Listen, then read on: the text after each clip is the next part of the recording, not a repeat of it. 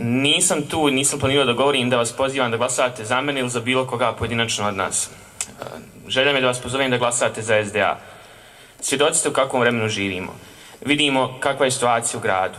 Puno je tu teških riječi, puno je nepristojnih riječi, puno je laži o svima nama izašlo.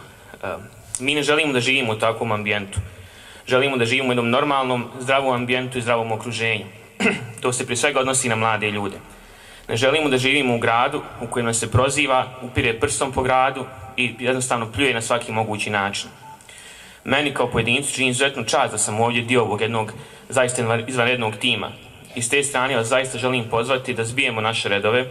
Bošnjaci kao narod nisu nikad bili razjedinjeniji.